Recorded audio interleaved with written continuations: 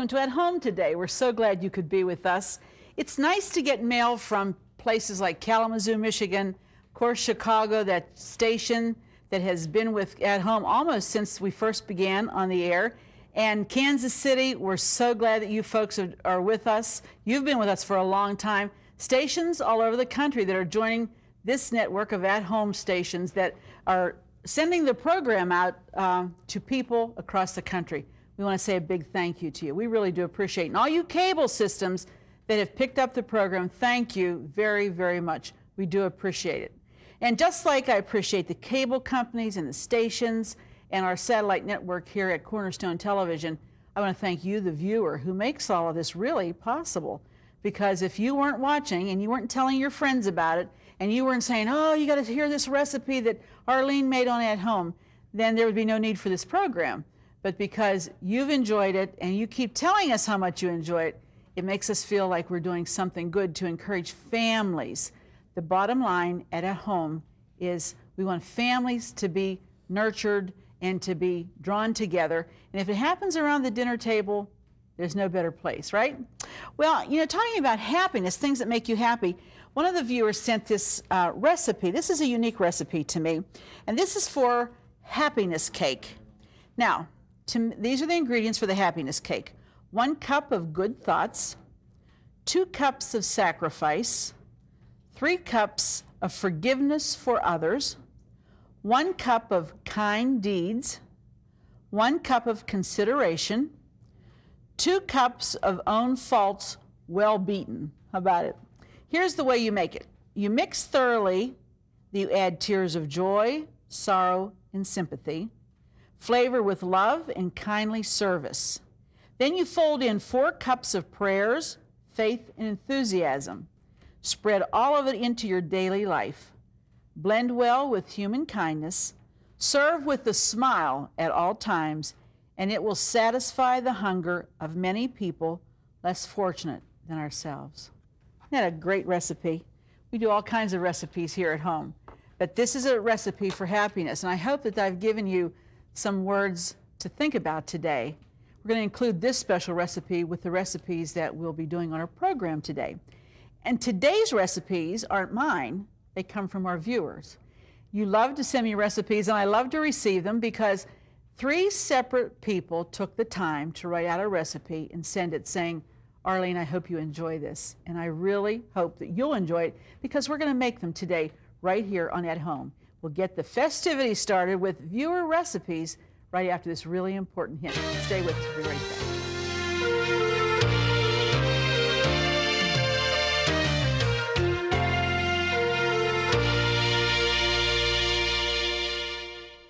back. Here's today's at-home hint from Edith Pence.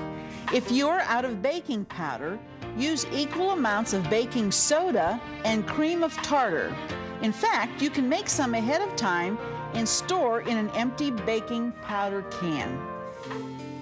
If you have an at-home hint, a favorite recipe, or just a friendly greeting you'd like to share, we'd like to hear from you. Post it in the comments of this video or visit our Facebook page.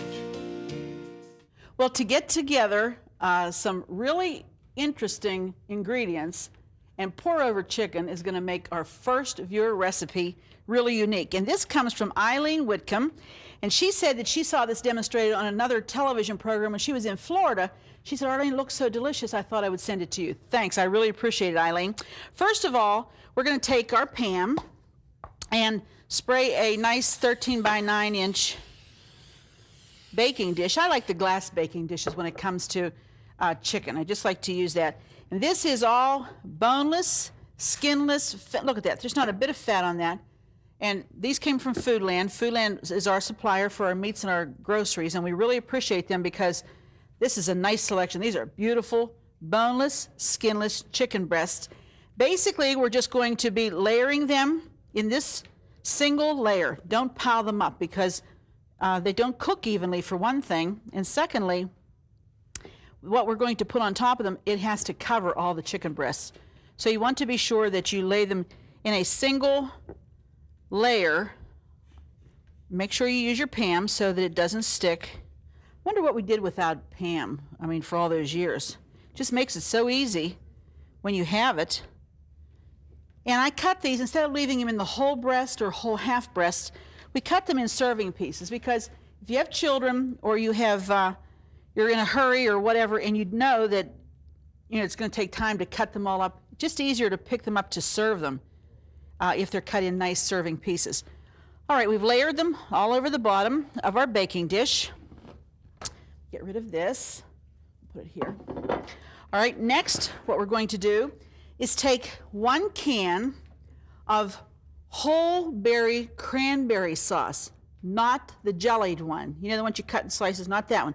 This is the whole berry, and you can see when we spoon it out, it will break apart very easily. You can actually see the little whole berries in there. Now, some people don't like cranberry, but tell you what, once you get this going, it doesn't seem like the regular old cranberry. My husband doesn't like cranberry, but he likes this, okay? And we're going to use 1 8-ounce bottle. Now, this is the fat-free. We're cutting out fats pretty much. This is Catalina. You can use Russian or Catalina. And you're just going to pour the whole bottle. Look at the colors. Aren't they pretty? That orange and red together. We're going to use the whole bottle. And, of course, there's no fat at all in the cranberry, which is good. Now we're going to take 1 package of Lipton onion soup mix. This is the dry onion soup mix. And there's no fat in this either. We've checked it all out. And we're just going to pour the whole package in there. Dry. Don't mix it up first. And let's mix this around. I like the combination. It's an unusual combination, but the onion taste in with the berries. Berries are very good. Cranberries are excellent for you. Just really, really excellent. And that little tang of the dressing is something I know you're going to want to try for your family. Especially if you like cranberry. I mean, if you really like cranberry, then it's really going to be a treat. And what you want to do, make sure I get this well mixed, is spoon this cranberry all over the chicken. And you see how nice and easy it is to spread. This will serve, well, you can see it's a whole pan full. So this should serve, I would say, 6 people very well, maybe even more. Of course, you have children, it would serve even more. But layer it evenly, making sure that all of the chicken is covered. That's important. You'll get a dry spot if you don't, and your chicken will be dry and not flavorful. This will render juice from the chicken, and you want to be careful with the timing when you're baking it, because this will end up like a glaze over the chicken. And if you're using the pieces that have the bones, like just the breast without boning it, then it will take a little longer, because the heat has to get next to that bone and cook the chicken very well. This can go for an hour, I would say, this boneless. But I think if you go much more than an hour, it's going to end up being dry. So I would just keep an eye on it. You test chicken. When a fork is inserted and it comes out very easily, you know that it's done and it's well done. Put this in a 350-degree oven for an hour to an hour and a half. Make sure it's good and hot. Don't put it into a cold oven, because then you have to increase your time on it. Do you love watching At Home with Arlene Williams? Then be sure to check out our new YouTube channel. It's filled with classic episodes from over 20 years of At Home, and more videos are added each day. And don't forget to click the subscribe button so you'll never miss another episode of At Home. All right, the next what we're going to make is it's from another viewer. We want to thank Arlene for that last delicious, I know it's going to be delicious because I can smell it, recipe. This comes from Mrs. Paul Walker from Altoona. We want to say thank you to you. And she said this is just called Grandma's Asparagus Thing. She said every time we make this, we're going to have a get-together, someone says, make Grandma's Asparagus Thing. She said it's delicious. It's a good accompaniment to chicken, would be to beef, to pork chops, some type of a dish that you don't want to make gravy for. This would be appropriate. And all you do is take your casserole dish, and you're going to slice potatoes, drain them very well, and you're going to layer these in the bottom of this dish. And the dish, the baking or the casserole dish, if you have one that has a tight-fitting lid, that's what she suggests that we use. But since we don't have one, we decided we would use this and we'll cover it real tightly with foil. I think we'll get the same effect. Actually, the casserole should be about a half full of potatoes. This might be a little under, but I think it'll work okay. Now, on top of the potatoes, we're going to take an onion, and we're going to slice, just put slices of onion all across the top of the potatoes. Wait, my finger here. And they can be chopped, or they can be whole pieces, or however you want to do it. Doesn't really matter. But if you like a lot of onion, do a lot of onion. You don't like it too much, cut back on it. I imagine you could even make it without, but I have a feeling that you lose some of that good, delicious flavor. Onion really flavors no matter what it's in. Some people I know, a good friend of mine, she likes the taste of it, but she doesn't like to eat an onion. So when she cooks anything with onion, she cooks it, then she digs it out, so she doesn't have to eat it, but she likes the taste of it. And that's okay, because you can, that's what I like about cooking, you can do whatever you want. There are no set guidelines for things like this that you absolutely have to do or that you cannot do. So we're going to layer the onion. Okay, it's all over. There we go. Now, I'm going to do a little salt. Just a little, because potatoes always absorb salt. Remember that. All right, and some fresh ground pepper. If you ever get used to this, you won't go back to the old ground stuff, because this makes a dish. And we like pepper. We like to taste it. Now we're taking a can of the whole spears of asparagus. And she tells us that what we have to do, Mrs. Walker from Altoona, is lay these across the top of this. Now, come on. You're saying asparagus. I'm telling you, it's good for you. And they're delicious. And these at one time were thought to be a vegetable that only the rich could enjoy because they were so expensive. But now we can all enjoy them. They may be a little costly, but if I were going to use the fresh ones, I would blanch them just a few minutes before I tried to carry this recipe out. So we lay them all across the potatoes and the onions. I'm going to add some more there. You could use the ones that have been chopped too, but I think that this makes it look better. She doesn't say that, but I would think you could. Evenly do them all over your casserole. Right? Now, this needs to cook for about an hour, and it has to be in a really good hot oven. Before we do that, though, we need to cut some butter and just dot the butter on the top. No, this is not low fat, I'm sorry. But it really looks like it would be delicious. Imagine that when this bakes, this butter will go all down through and flavor those potatoes and onions, and also butter the asparagus. Sometimes in the spring of the year you can get asparagus. Like here locally, we go to the Strip in Pittsburgh. Oh, they'll have bundles of the most beautiful asparagus you'd ever want to see. And it's very inexpensive. And I'm sure that in the area of the country that you're watching this, there's probably a place like that where you can go and get wholesale produce. And so that's the time to go. That's the time to make this too, when you can find it on sale, or you can use it with a can. Now we're going to, this is about 1/4 cup of butter, I guess we're sprinkling in here. You could go less if you wanted to.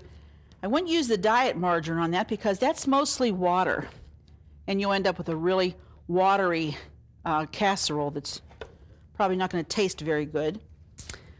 All right, we've done that. Now we're going to take a piece of foil, and this needs to go into a very hot oven, 350 degrees, and seal it really, really tight, as tightly as you can. If you're one of those fortunate people that has a really nice casserole where the lid fits inside, that makes a nice seal, use that. It doesn't have to be this big. You can have a deeper casserole rather than a larger, wider spread casserole. But this will also bake for about 1 hour in a really hot oven.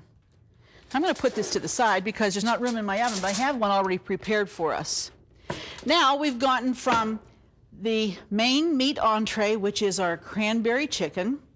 We've made our vegetables in a casserole with our grandma's asparagus thing.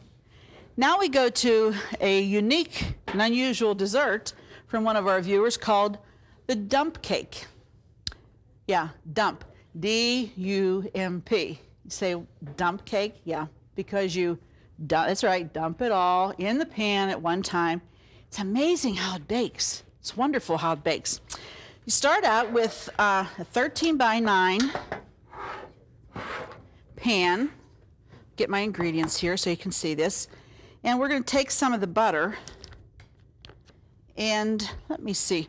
Hold on just a minute. Let me get a nice cold stick of butter because it's easier to work with than one that's soft. Put that back till that firms up.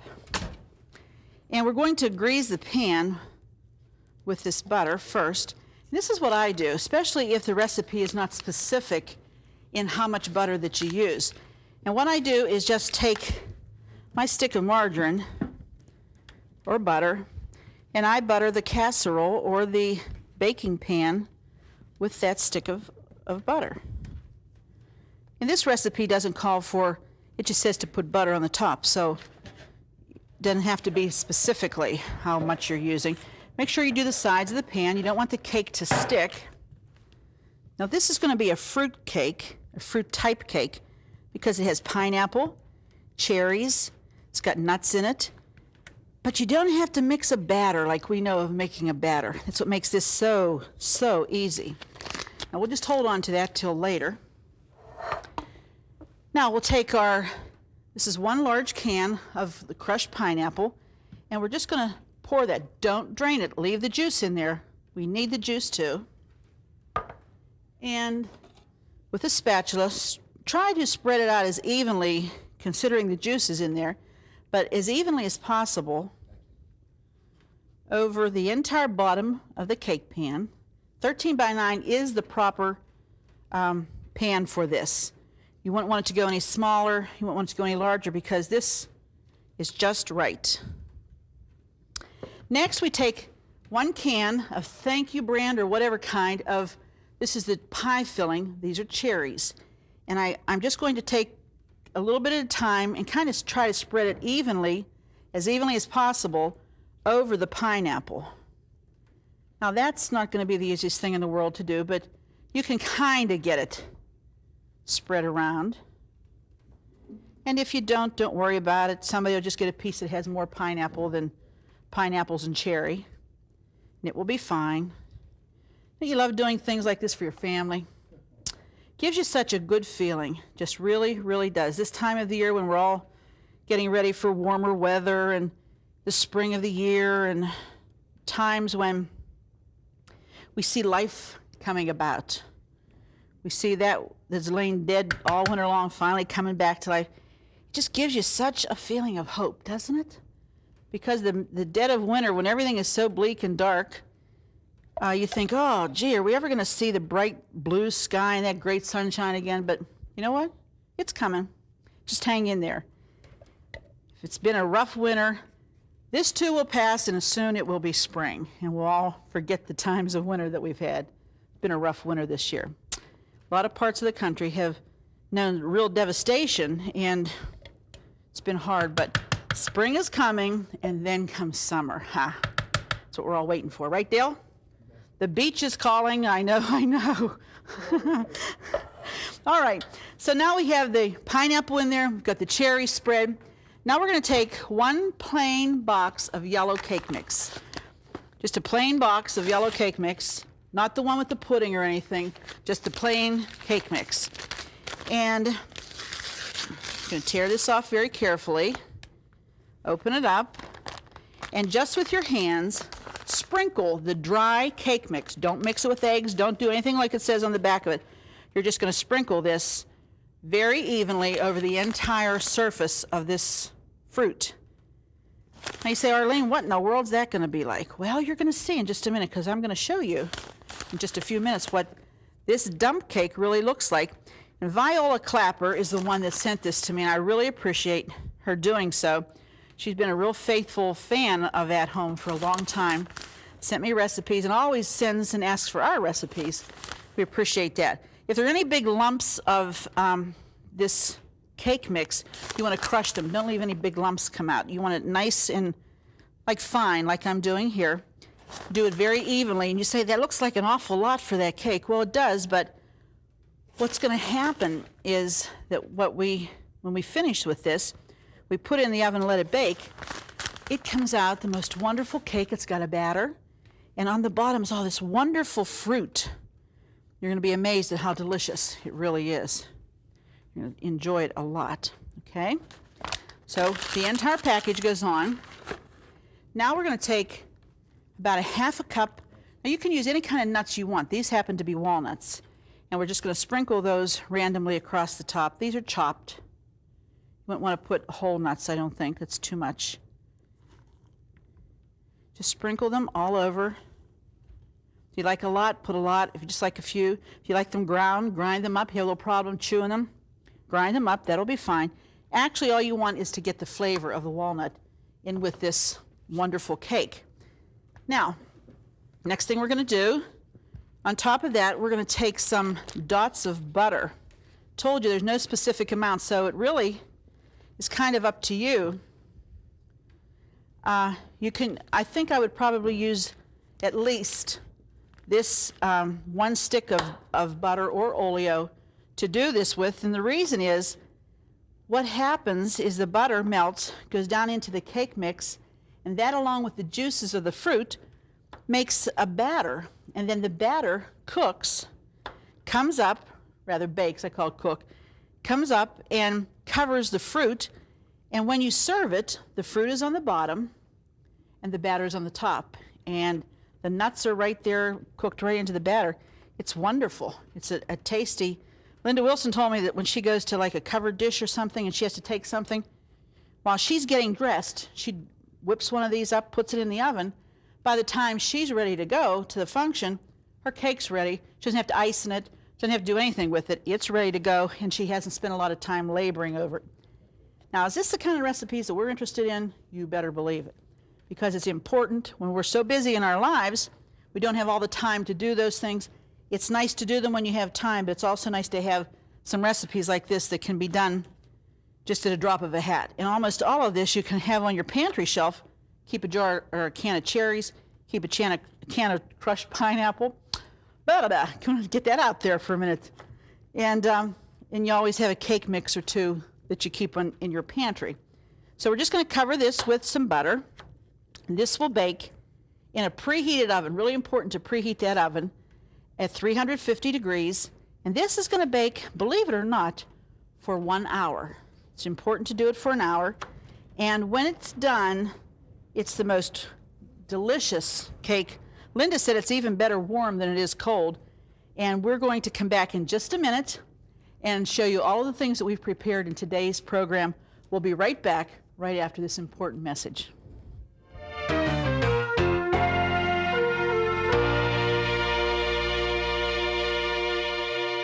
Just go to ctvn.org/athome to get all the recipes from today's show for free.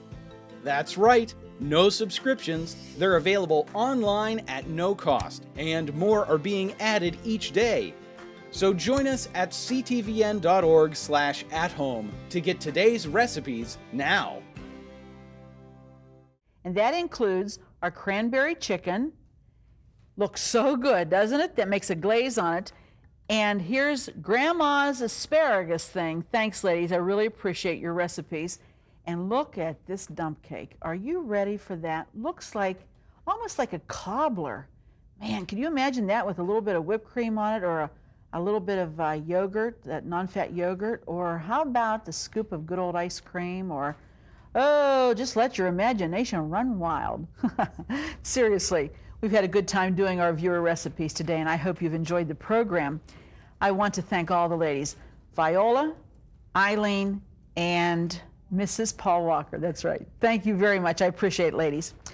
And do you know, I had a call, a very interesting call from one of our viewers in the Chicago area who several months ago we were making that birthday cake, that large birthday cake at the beginning of the year so that you could make it for your family. Well, Mrs. Walker, this dear sweet lady from Chicago, not Mrs. Walker, but she called and she said, Arlene, I made your cake, I put it in the pans, it's all over the bottom of my oven, the smoke alarm went off, it smells so bad, what in the world am I going to do? What did I do wrong? Well, it so happened she used a smaller cake pan than she should have. The batter came up over just raised up over top and went down the bottom of her oven and burned. Well, we found the problem, we found the solution, and I had a letter from her just recently, and she said, Arlene, that is the most delicious cake when I used the right pans. And what she did was use 3 8-inch instead of the 2 9-inch pans. Keep that in mind. If a recipe calls specifically for a size of a cake pan, if you make an alteration, you better change the recipe too, because you may end up with a mess like this dear sweet lady did in Chicago. Well, we're always glad to be here with you. We're always happy that we can come into your home every week. And if you have a really good recipe, like I said, drop it to us. We'll be glad to try it out. Maybe not right away, but we'll take a look at it. And when we feel like it's the right time, we'll do it. All right? So be sure to send for 177. And until we see you the next time, just be sure to be joining with us, because it wouldn't be the same without you here at home. We'll see you then. Don't forget to click the subscribe button so you'll never miss another episode of At Home. Thank you for watching. Fresh produce provided by Jordan Banana, wholesalers of fresh fruit and vegetables in Dravosburg, PA. Cookware provided by Woolies. Your favorite gourmet deserves the best for less from Woolly Balcony Cookware. Groceries provided by Foodland, where the answer is always yes. Cornerstone Television wishes to thank all our faithful viewers whose consistent prayers and financial support have made this program possible.